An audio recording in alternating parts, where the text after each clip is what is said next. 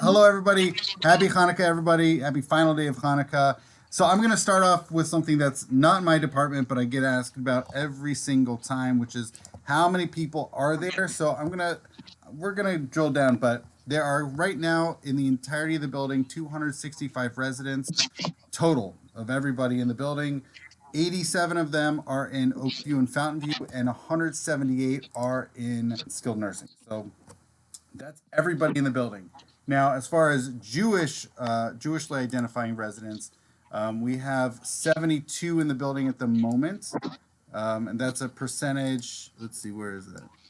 Uh, Trying to get its move. It's not moving. We also have, I think, well, there's 72 Jews in the building entirely. Most of a bunch of them, are, as you can tell, are in Oakview, Fountain View. Some are in skilled nursing. So skilled nursing has 19% Jews, and 44% of AL is Jewish residents. So those are the numbers. If you want to see the percentages, if you are really curious, I also have a breakdown.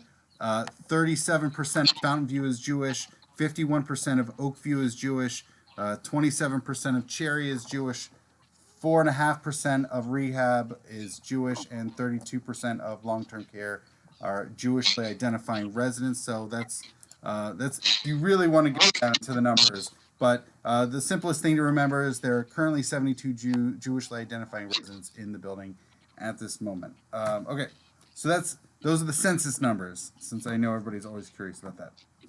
All right, TJF Fellowship. So, although so I want to say the last time we got together, we were only weeks into having our TJF Rabbinic Fellow, who's Ben Rosen. Now we're a few months into it, so it's a lot. I can say a lot more. He's been doing Kabbalat Shabbats as well as Shabbat morning services, so not every week, but 2-3 Fridays and 2-3 Saturdays a month. He is doing services in the CRCC. And also, we've been doing on Wednesdays. I'll pick up bagels from Mark's, and and Schmear, and in the deli. Just as Beth mentioned, it's a really good programming space. So he loves telling stories. So he'll tell storytelling. I've been recording some of them, and they are also available, especially for residents who are not, for whatever reason, able to make it to the program. So that has certainly been something that the residents have been enjoying. So and then I don't know how much longer the current grant that HUC has from the Jewish Foundation lasts. It might just run out at the end of the summer, but while we still can, I've already applied for a summer rabbinic fellow. Hopefully, we get it. I don't know. We've had them the last 2 summers. It's been great. Hopefully, we'll be able to get it again. I don't know what happens afterwards. Come fall 2022. If they're going to continue having it, if they're going to re-up, if they're going to apply for a grant, or maybe, I don't know, maybe something we can figure out with rabbinic students. Okay, it's Hanukkah. Happy Hanukkah, everybody. Happy final day of Hanukkah. One thing that is, again, not my department, but I'll just share with you is that this year, latkes and sufganiyot donuts have been served by the kitchen to residents, which is really wonderful. For whatever reason, it did not happen last year. And I definitely received complaints from residents. Why don't we get latkes this year? Why don't we have da-da-da? So I can't speak about last year, but it's great that it's been going on this Hanukkah so far. Speaking of Hanukkah and food, so it's funny. I really found out about the donuts because last year we were not able to have Hanukkah in-person programming. This year we are. Wonderful. Every day, not the first night, but all subsequent 7 days of Hanukkah, we've been able to have a menorah lighting with residents, and I've also been picking up Krispy Kreme donuts. So Monday, Tuesday, Wednesday, Thursday, yesterday, I picked up Krispy Kremes, and I would bring them out, and I get all these complaints. What are you trying to make us fat? We had donuts for breakfast. We're having donuts right before dinner. Whatever. It's first world problems. So, but they got donuts. They were very excited to have those donuts we didn't have them Friday or Saturday, but for most of Hanukkah for this year, they got to have them.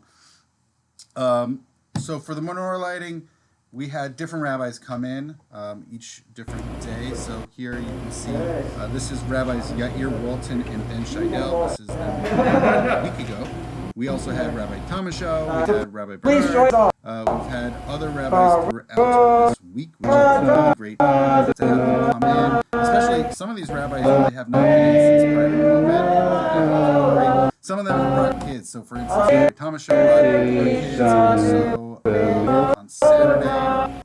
Both rabbis dancing with their kids. And then I've been here a year and a half, and I brought my kids in yesterday. So we picked up donuts. Kids got to see the residents. Residents got to see them. The residents also got to see them. So that was exciting all around. So that was a bunch of fun. So Hanukkah has definitely been a lot brighter this year than last year. I also so I provided electric menorahs to residents who needed them. Although I know residents have been loving the ones they were able to fashion with Jessica. So that was definitely a boon for them. And then just as with last year, not every resident was able to make it in person, but just as I did with last year, I also scheduled programming on Touchdown, channel 1851, our in-house broadcasting channel, relevant Hanukkah programming, 5:30 each and every night of Hanukkah. So that's Hanukkah stuff. Also, Jude mentioned there was a Hanukkah concert. I was able to share some remarks for the residents. So happy Hanukkah. We still have another like 4 or 5 hours of it. So we still have that going for us. Regular stuff, regular goings on. So my Shabbat newsletter keeps on coming. I keep on putting them out. So they're coming out. Also, speaking of the Shabbat newsletter, I've been doing, this is the 25th year of Cedar Village. So it opened up.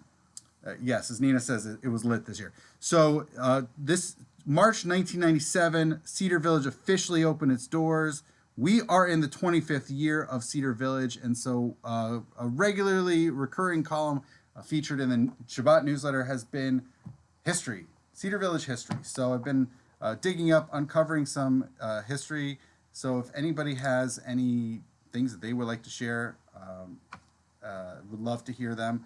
So if you're not receiving or not otherwise reading, I'm happy to include you on the list for the distribution list for the Shabbat newsletter and see what I've been doing in that regularly recurring column. Of course, I also distribute the Shabbat newsletter every week. And since Labor Day weekend, I've also been going every Friday morning to Mark's, picking up little challah nuts. I don't know why, but for whatever reason, the kitchen has not been able to procure from their distributor, their supplier, little bread rolls.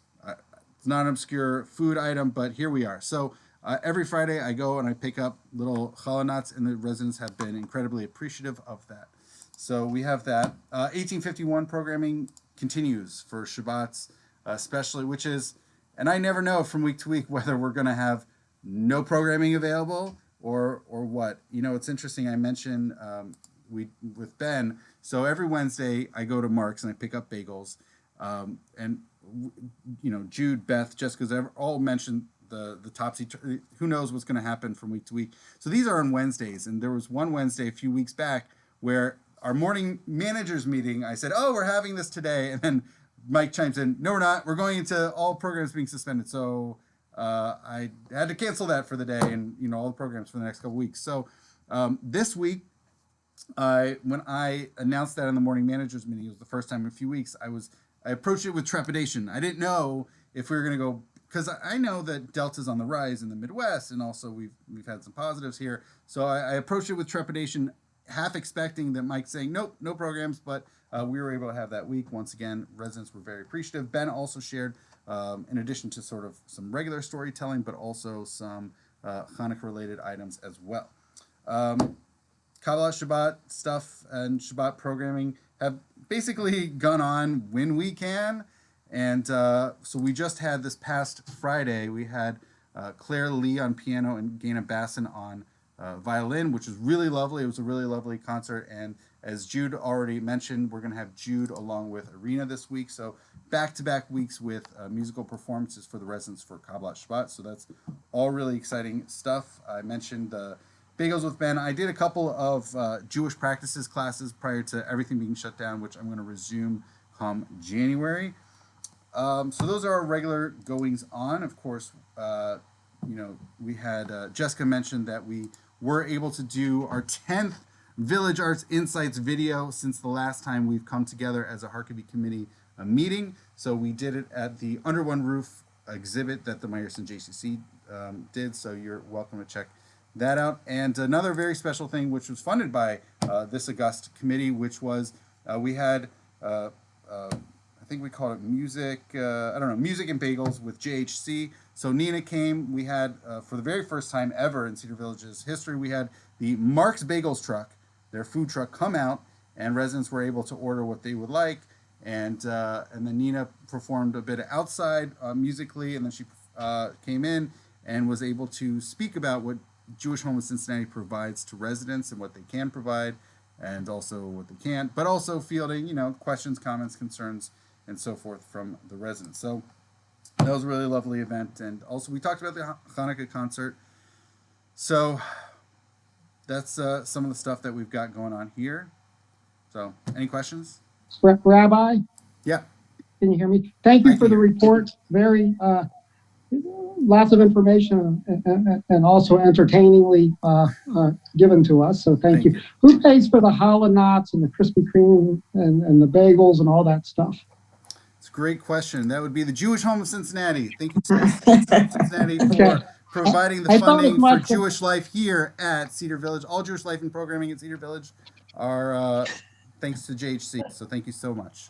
Okay. I was just curious. I didn't know. I was just hoping that wasn't coming out of your own pocket, but I really wasn't sure. No, it was a great opportunity to plug the JHC's support. Thank you. Good deal. So any questions from anybody? Sounds like things are rocking and rolling over there in your department. Thank you very much, Rabbi. So, thank you. Rabbi, Beth, Jess, and Jude.